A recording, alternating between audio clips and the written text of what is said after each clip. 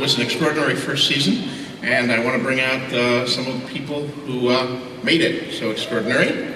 So I'll bring them out one by one, and let's start with the Kingslayer, Ser Jaime Lannister.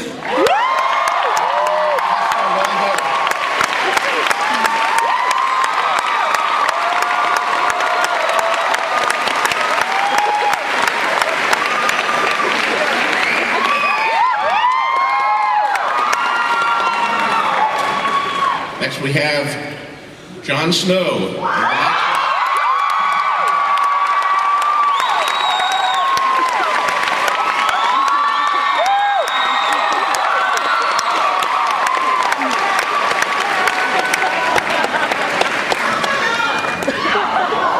And the queen you love to hate, Cersei Lannister.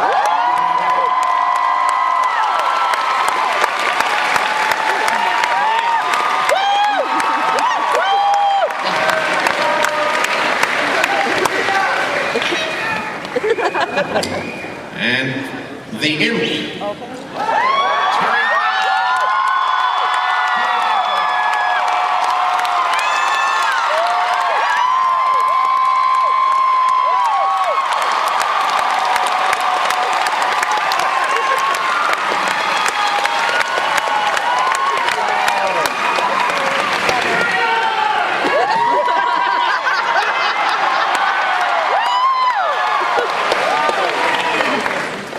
Khal Drogo, Jason Momoa.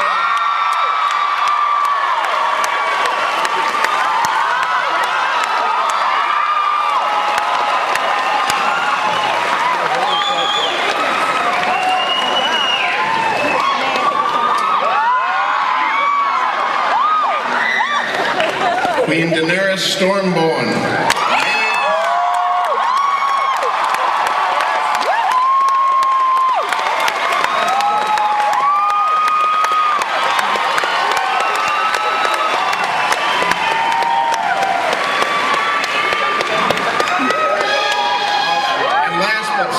Least the two showrunners who have put all of this together and done such an amazing job. Big head and little head, I'm not sure which is which here. But David Benioff and D.B. Weiss.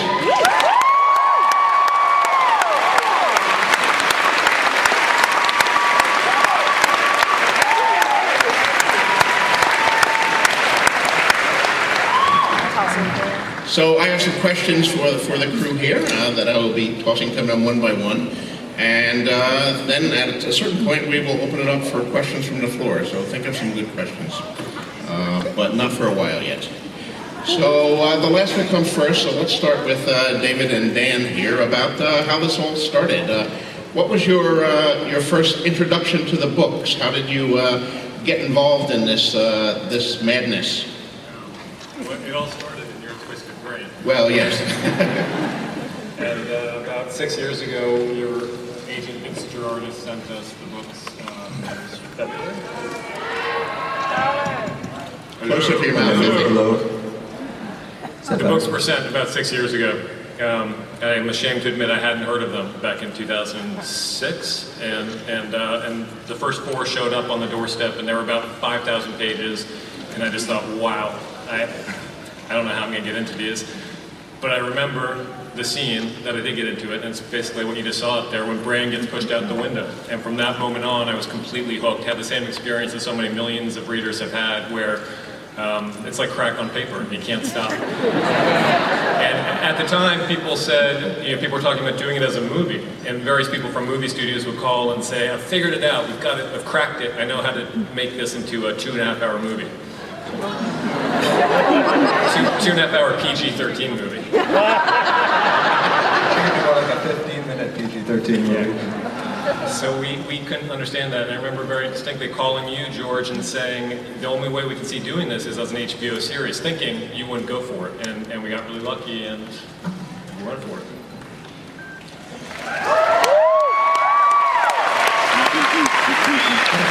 I think we're all very happy, and I think you folks are going to be very happy too that we did go that way. Emilia, a question for you. You're Your story is quite the Cinderella story. Like you came to this project right out of drama school. Yeah. Would you? I mean, if you could go back in one of these many DeLorean time machines you see around the thing and talk to yourself 3 years ago, what advice would you give about what lies ahead of you? Oh my goodness, do exactly the same thing as I was going to do anyway. I don't know what advice I'd give myself. Take a deep breath and read George R. R. Martin's books. It's been incredible. It's been an absolute Does drama school really prepare you for something like this? No. No, there were no dragons at drama school, so yeah.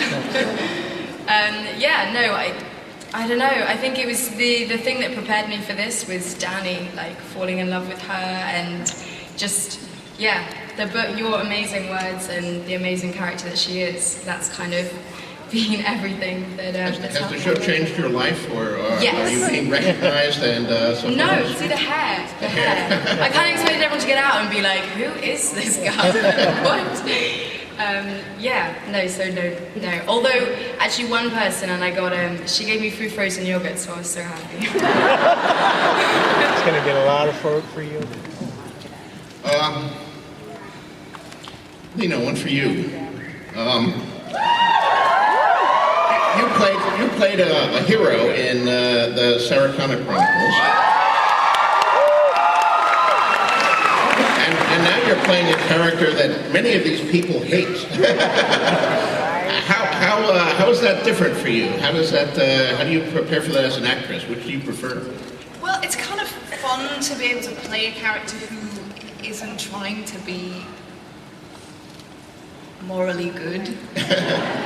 So it's kind of fun, you know what I mean? I'm not playing to please anybody, but I have to say, people come out and saying, I hate you. It's kind of horrible. I thought I could handle it. Do you like Cersei? I love her. I think she's misunderstood.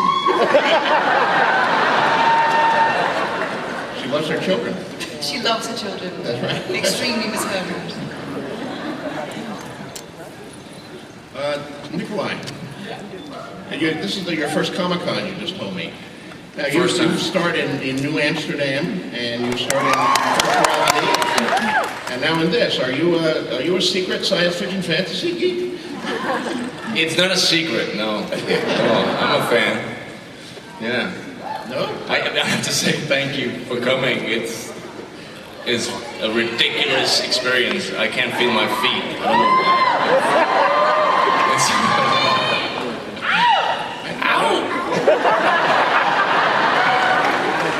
I know as an actor, over the years you've probably gotten many good reviews and many bad reviews, as usually comes, but did anything in your past prepare you for the intense internet discussion of your nose?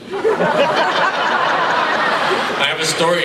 Years ago, I was in Iceland and I shot a movie. And at the wrap party, the gaffer, the guy who controls the lighting, he came up to me really drunk and said, "Hey, I gotta tell you, when I saw that nose, I thought, shit, I'm in trouble."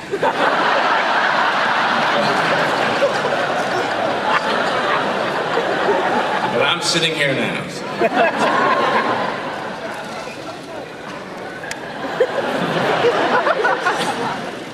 Jason. I have to ask you this one. I have a serious question, but first I have to ask you this one, because you are in the geek capital of the world here. And I know there's a question that's on the minds of half of the people here, which is, and I've got to ask it, who would win, Khal Drogo or Conan?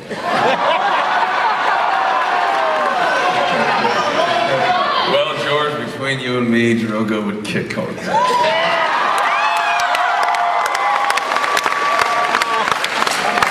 Drogo were here. Probably say something like,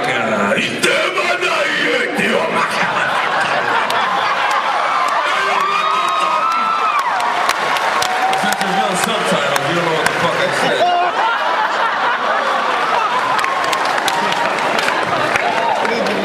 On a more serious note, we saw in the clip the incredible scene where you ripped out the throat of Mago. of course, a scene which is not actually in my books. I'm sorry about that, George. It was, it's all their fault. But yeah, whose fault is that? That was an incredible moment. You should and hear I who think else wanted everybody to here kill. loved that. How did that scene come about? I went to David and Dan, and just because I finished Conan, I was like, I've just chopped off 100 people's heads, and I felt like we should. Drogo's just such a badass. I wanted just to do one scene, and I wanted to. The most intimidating thing to me would be to like not even use a weapon and just to take his weapons out. And if he said something to my wife, I had a dream, and I wanted to rip someone's throat out. This is only because I did Conan. I normally don't do this. You know? I have really nice dreams normally.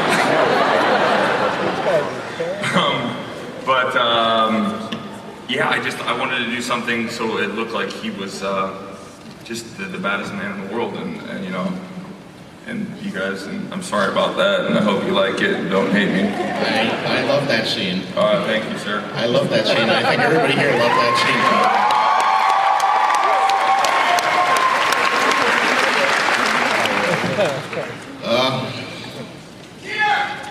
Peter.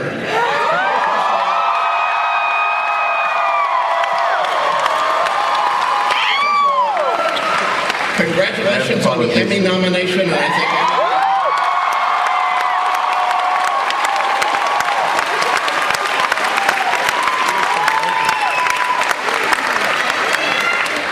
I'm often asked when I do signings who is my favorite character in the books, and I always answer Tyrion.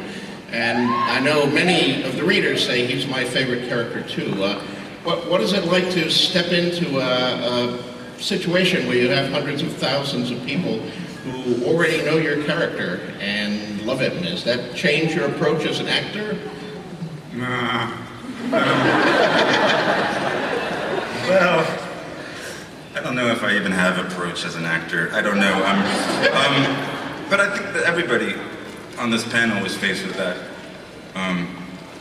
When we started this show, really big shoes to fill, and I think, yes, Tyrion is liked a lot, but so are some of these other characters, so I don't know. Yeah, it was terrifying. I think we're, Kit?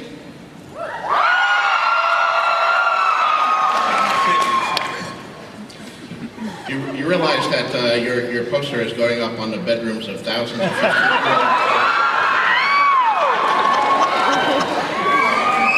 Scares the crap out of me. It's always been my prediction that you and Richard, Team John and Team Rob.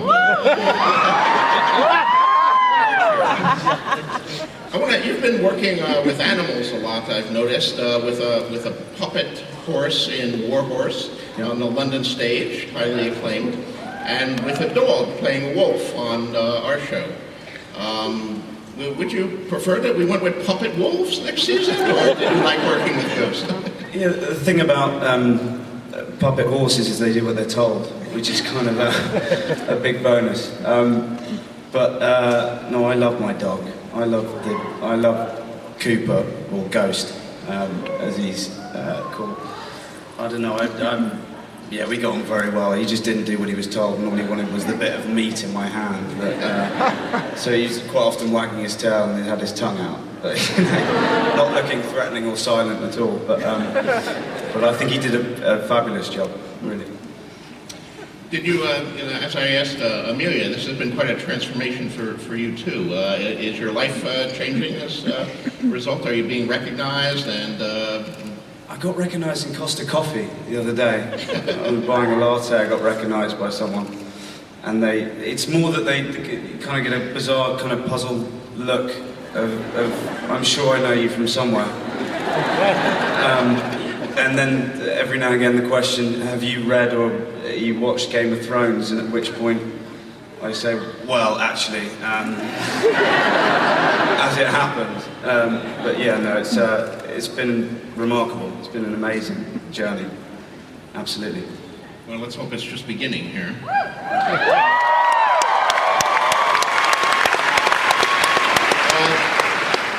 I know one question that a lot of fans have asked me, and I'm sure sure it's one we should tackle here. We are preparing the DVDs now, and David and Dan, what can the fans expect on the DVDs and the Blu-rays? Will there be deleted scenes and extended scenes, or special expect features? us droning on and on and on. No, there. Unfortunately, or fortunately, we didn't really have any deleted scenes, and we pretty much used everything we shot. It was a very ambitious and challenging schedule, and so as a result of that, it's not like there were a lot of things left on the cutting room floor. But the DVD team is putting together a lot of amazing supplementary material with art from Will Simpson, who is our storyboard artist, an old school 2000 AD comic book guy, Judge Dredd guy, Hellblazer guy, and he's done some really, really amazing work that's going to show up on the DVD that we're really proud of. The thing I'm really excited about on the DVDs, it would be great, I wish we had it here, we could show you, but the first auditions for everybody here, what they came in and did with those scenes, we don't have them here, but they are on the DVDs. If you could see what Momoa does. First we have to approve that, sir. Yeah. Once Jason approves it and it goes on the DVD, because you need to see him doing, what's it called, the haka? Yeah. Get a little right now. It's the dance that won him the role of Jason Momoa. And by the way, this is a good time to probably say thank you to the fans, because we were looking all over the world for Khal Drogo, couldn't find the right person, looking. We went on to, there are the different threads where fans recommend the actors that they like, and Westeros. It was all Westeros, and there's a whole Khal Drogo one, and someone had Jason Momoa. And no offense, but I hadn't heard of you before that, because I hadn't kept up on my Baywatch, but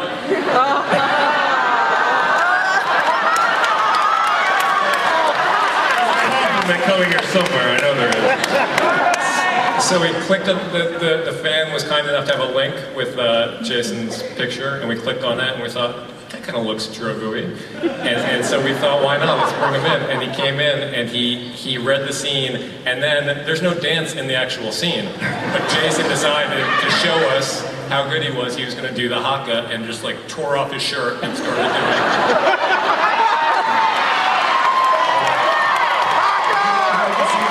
Is that something you want to see?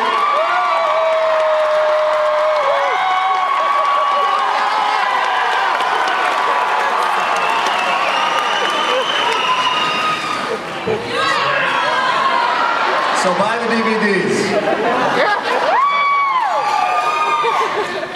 Jason, what was it like? Almost all of your dialogue in the show is in a made-up language. That must have been an interesting challenge for you. Yes, it was very interesting. Actually, when I went to the table reading and I met the 50 cast members, David and Dan pulled me aside and they're like, "Oh, we got this great idea.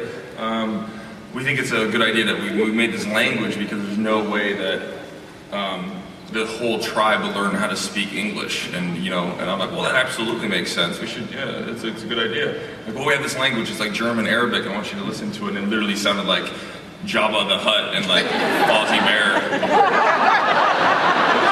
Waka waka.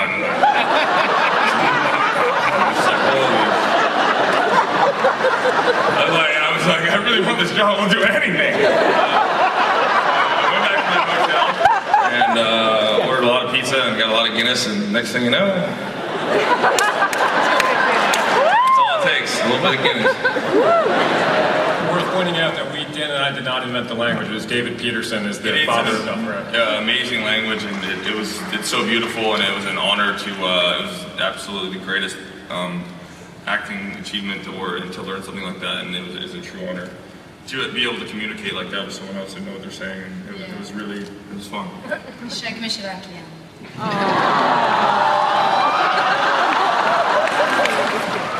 So was that your favorite scene? Your great speech in Dothraki was an amazing Yes, scene. I mean that, George. When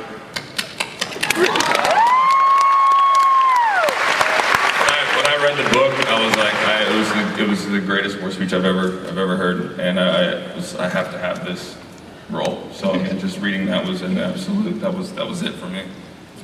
I'd like to ask actually all of you, what was your favorite scene to film in the first season? What's the one that you got most excited about, and looking back on it, you're really pleased with it? Nikolaj?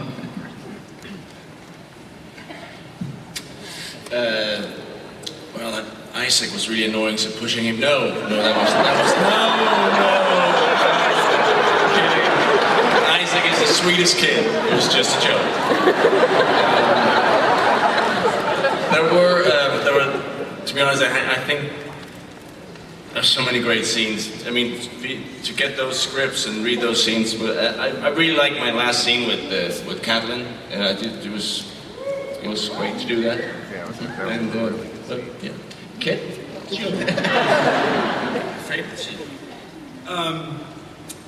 Probably the scene with Arya with Maisie. It's beautifully written, and it's also a really kind of wonderful, or very sad moment for the character. I liked getting hot and sweaty with Richard and Alfie. That was quite sexy. And apart from that, I don't know. I had loads. The fight scenes were a lot of fun. A lot. My favourite are still to come, because we just read some of season 2. But the first season, I really enjoyed doing the scene with Mark Addy, who plays Robert, and just because it was more revealing than I'd had a chance to do before. And that's another wonderful scene that Dan and Dave contributed there. It's not from the book, so thank you for that scene, guys. Peter? The one I'm on trial, that was fun. Because it was a long day and there was a lot of extras in that scene, and I felt like sort of a master of ceremonies for like a bunch of bored extras, so it was entertaining off screen, so yeah, that was fun. And Jason, we know yours, so we'll skip over. Emilia, what the... Hold on, there's a love scene there. I'm married, I ain't gonna do it, so that was kind of fun. I think my one's pretty easy. I think it's definitely the final, where I get to meet my babies. That was just, amazing. But then getting to see it properly, like on screen, was, I mean, even just the sound of those dragons, like shivers, amazing, just how I thought it would be. So yeah. Guys, do you have a favorite scene? Well, you stole my favorite scene. So I love a scene that all the ones that have been mentioned, also Arya and Syrio.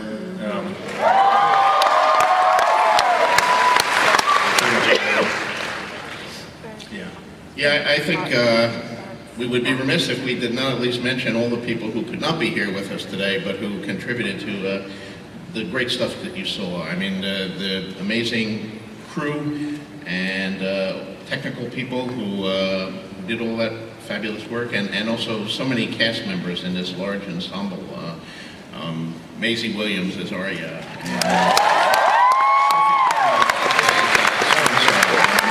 Harry Lloyd, who really did incredible things with Viserys. And, I could go on for 20 more names here. Sean Bean, yeah.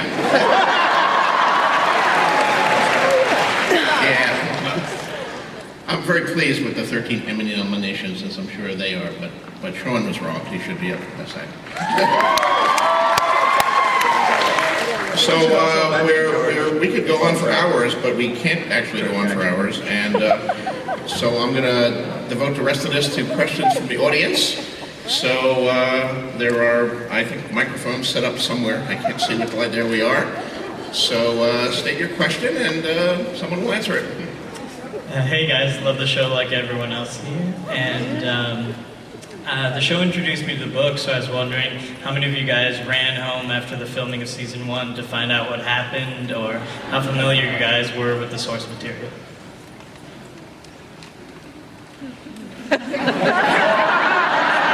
I know what happened. David and Dan, are you familiar with the source? I was shocked. You know what it was. Shocked. Yeah, well, after my first audition, I got the first book and devoured it in not too long a time, and then was obsessed with it and was ready to move on to book 2, but wanted to be with Dany as we were filming season 1. So I was very much like, I mean, seriously, my copy of the first book is like taught. It's got all my notes in. It's, you know, like kind of was my Bible for a really long time. And then my celebration of wrapping season 1 was starting book 2. So I'm kind of gonna go like as that. I'm really, all I want to do is just read ahead, but I'm trying to pace myself so I know where I'm up to. Yeah. When I read the first book, I locked myself up for like 4 days. Actually read it, was blown away, and like right when it came to me dying, I just like was so in love with Drogo, I started panicking. And I flipped through, and I'm like, no way. And then I went to Barnes and Nobles and picked up the book, and I'm reading it, and I was just so mad at you. Fucking hated you, dude. I was like, fuck this.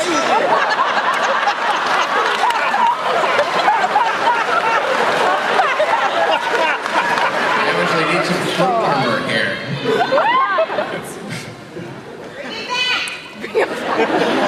Bring him back? Okay, I'll take that advisement here.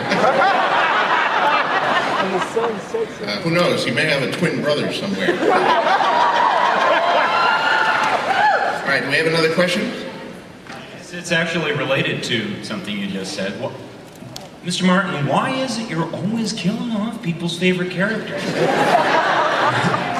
Well, it keeps you on your toes.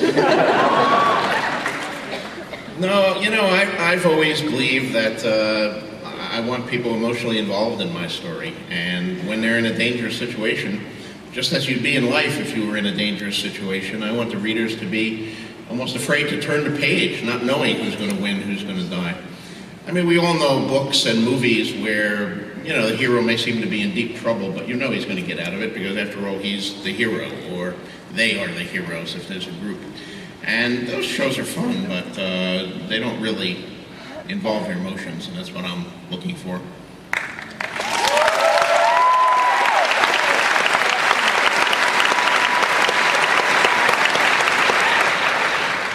Hi, this question is for Lena. Hi. Dang, I'm nervous. Don't be nervous. I say this every time.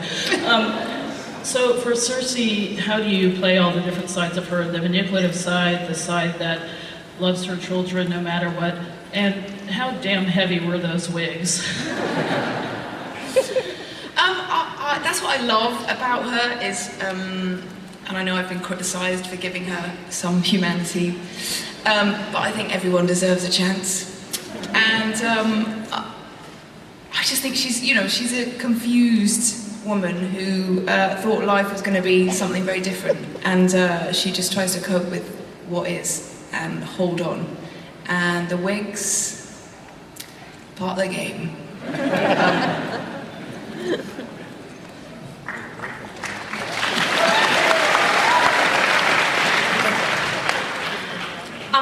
First off, I have to say, Jon Snow, you know nothing. And secondly, whether you've read the books or not, I just want to know, all of you, except for you, George, sorry, how would you end the series if you could do it? Like, what would you do? Zombie Drogo!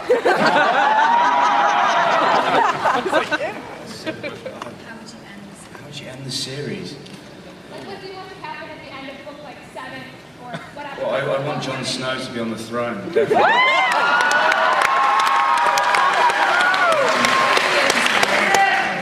Yeah, but I mean, that's the brilliant thing, is it's so up in the air. Who knows going to be sitting there, and and he'll be dead and he'll be alive. And I I can't even imagine. I know what I want, but I think like in the books, probably everyone here wants the same thing. They want to be sat there. But yeah, who knows? It's the end of the movie. There's been a big battle. You go to dark. It's black for 10 seconds. And it comes up, there's a sign that says 20 years later. It's a small cottage. Jaime and Cersei come sitting there. Finally, my love. And the music.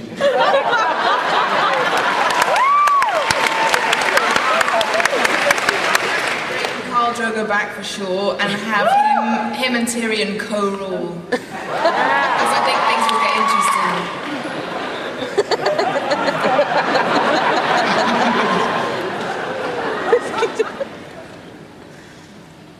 Dance number.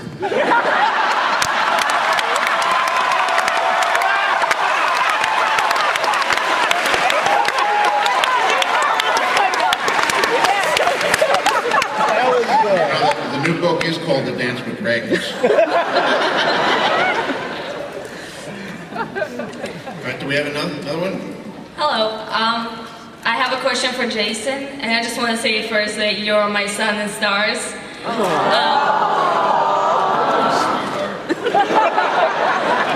How hard was it for you to do the fight scenes with that long hair? You know, it was pretty easy. And maybe it's because I'm used to long hair, and I used to have to wear a dread wig on Stargate Atlantis, which was like 6 pounds, so that was just like a little rat tail. It was really easy. It wasn't very hard at all. Thank you, Moon of my life.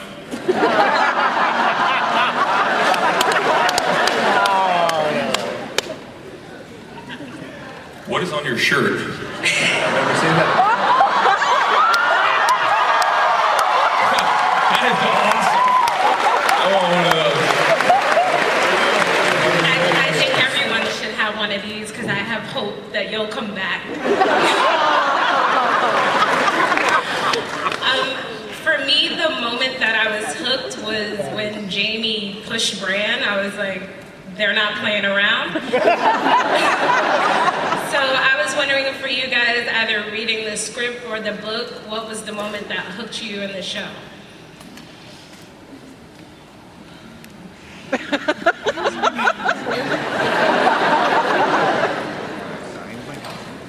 No, I had the same experience when I got to that moment. I thought, what the hell? But it was such a great. It's horrible, but it's dramatically, it's just perfect. I think it sounds weird, but you know, suddenly you're in that dark place. You know that all bets are off, and that's brilliant.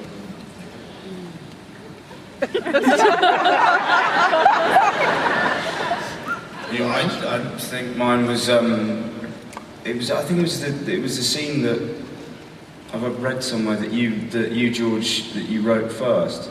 I think it was the bit with it was right at the start. You know, after the prologue. The discovery of the box. Yeah, where they discover the thing. It was pretty soon in.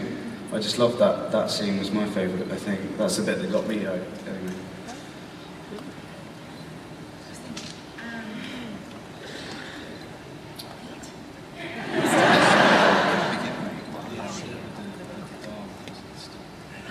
I like the very beginning of the show, that the White Walkers, all that stuff.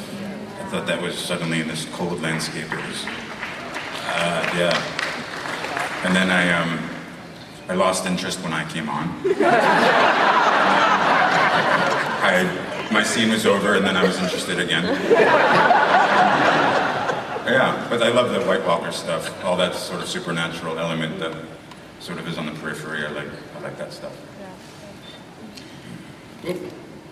We'll go back to the questions in a moment here, but before we run out of time, Dan, David, what can these guys expect for the second season? I know that a lot of them are eager to hear what the plans are. Everyone dies. Sorry. It was all a dream.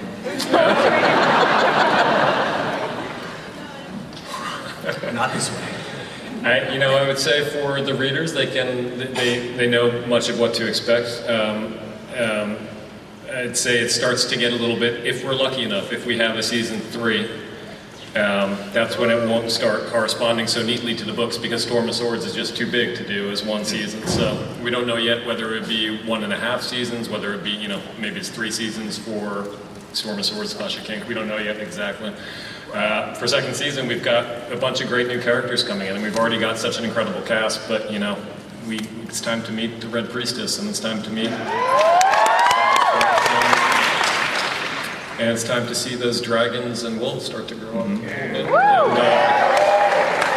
And there's bad stuff lurking north of the wall, and it's a season of exploration, I think. So, all leading up to, our hope has always been, from the very beginning, I remember talking about this with you, George, that we can keep this alive somehow. We can get to, there's a certain scene in Storm of Swords. I'm not going to say the name of the scene because the name itself is a spoiler, so don't actually yell it out. But you all know, if you've read the books, what scene I'm talking about. Let's call it RW. And we've always felt like if we can get to RW, we've accomplished something, And so it was terrifying, we pitched the show, we didn't know if it would go. We made the pilot, we didn't know if it would go. We made the first season, didn't know. Now we seem like we're set up pretty well. I think we're going to get to RW, and if that happens, then I can retire to my asylum.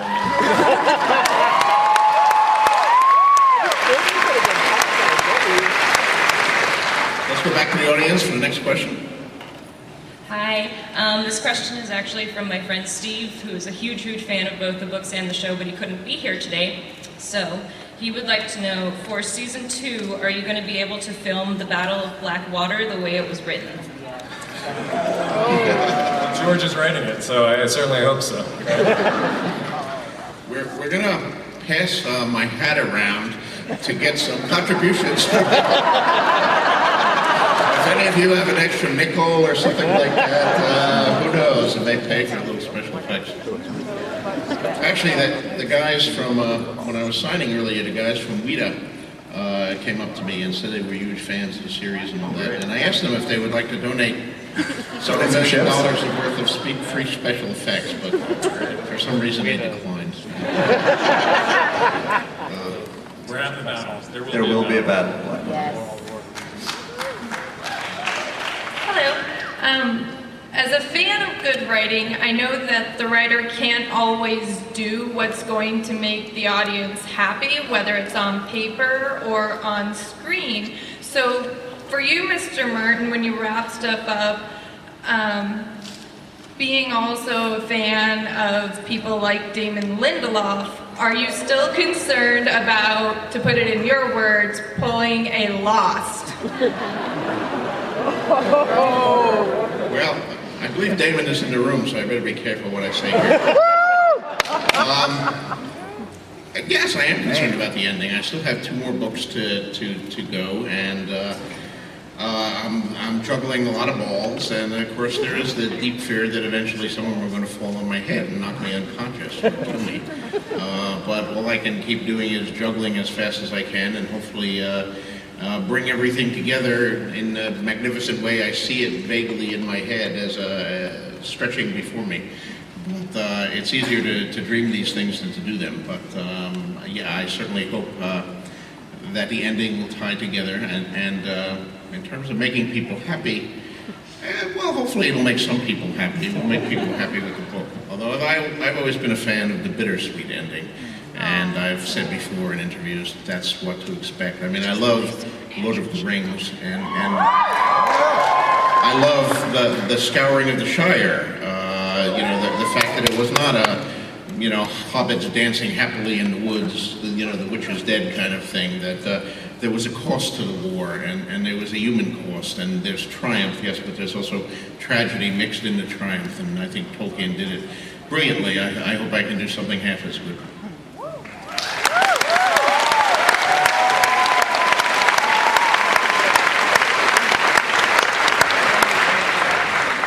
So my question is for Jason. I wanted to know what it was like transitioning from a sci-fi show to a fantasy show.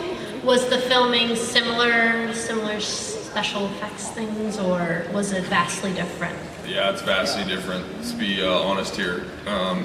Sci-fi and HBO are over here, and HBO's over here. This is basically a 10-hour movie, and it was absolutely one of the greatest accomplishments, and I've never been a part of anything remotely close to this. I've never worked with so many great actors. I normally don't even like my producers, let alone the writers. And I just like worshiped everyone. I mean, you can show up to set and just watch. I mean, I love who I worked with on Stargate, but like literally, I mean, there's the two Americans, you know what I mean? You know what? Holly's fantastic.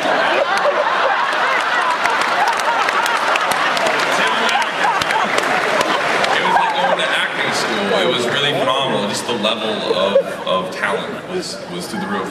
But as far as sci-fi and fantasy, I love that genre. It's just that there's so many things you can do, like rip someone's tongue out of their throat and get away with it, and rape beautiful women, you know? And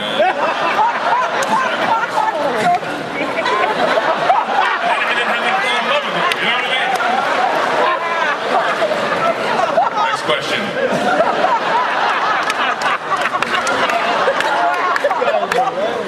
Well, I'd like to say first, I love this show. It's my favorite show. And all of you are phenomenal actors. But this one's for Emilia Clarke. You play my favorite character, Daenerys Targaryen, and I want to know how you can portray such a strong but realistic and feeling woman. Because to me, I find you one of the most identifiable characters, and the way you portray it is phenomenal.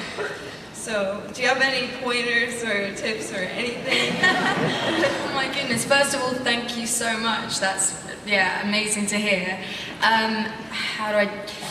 Okay, so when I read the books, Dany she just seemed I don't know, very real to me. Like I understood everything that she was going through and kind of her mentality and everything. So I just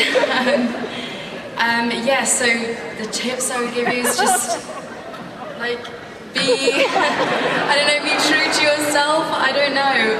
I'm feeling all embarrassed now. I just got her. So I would just say kind of, it's women, we're strong, we're good, we're powerful, we're sexy, we're like, own it, do you know what I mean? Like it was her instinct to be able to survive. I think that was fundamentally the thing that I got and kind of hopefully portrayed. But yeah, just be true to yourself. That's, yeah.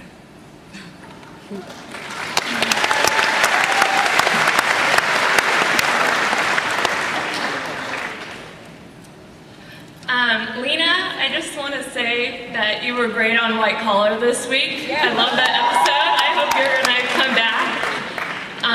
But my question's for Kit. I think Jon Snow, he's obviously a fan favorite character. So I want to know what really drew you to the character, and what are you looking forward to the most in the upcoming seasons? Because he has quite a big journey ahead of him. Well, thank you very much. Thank you. I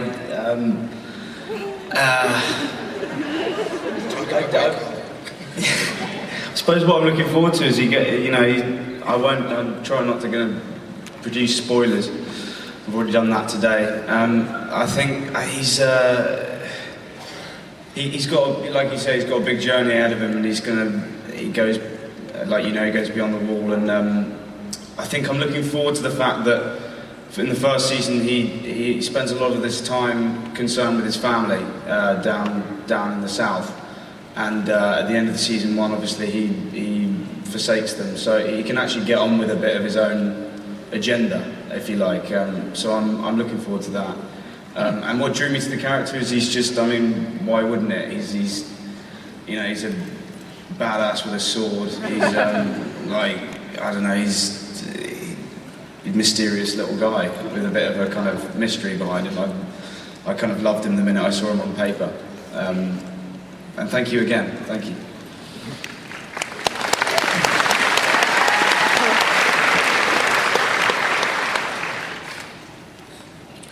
First of all, thank you all for such an amazing show. Just everybody, like, amazing.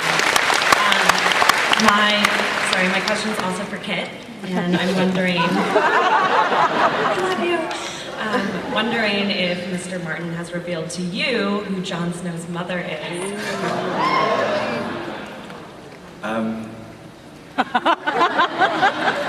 No, is the simple answer. I'd love to know, as I'm sure a lot of people would, but no, I have no idea.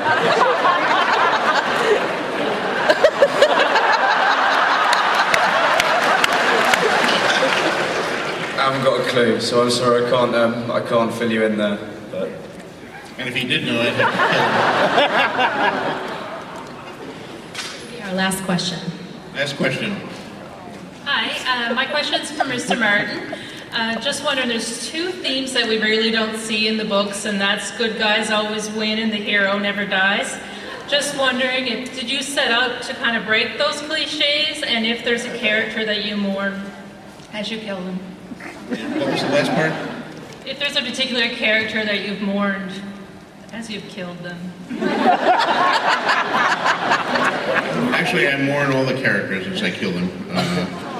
You know, when I write, particularly the viewpoint characters, I really have to kind of climb inside their skin to make them human. And so I'm writing about someone I'm very closely identified with. In some cases, for many years, I began writing these books in 1991. So, you know, I've lived with some of these characters for 20 years, which makes it very hard when I do have to kill them. But I tell myself it's not me killing them, it's the other characters.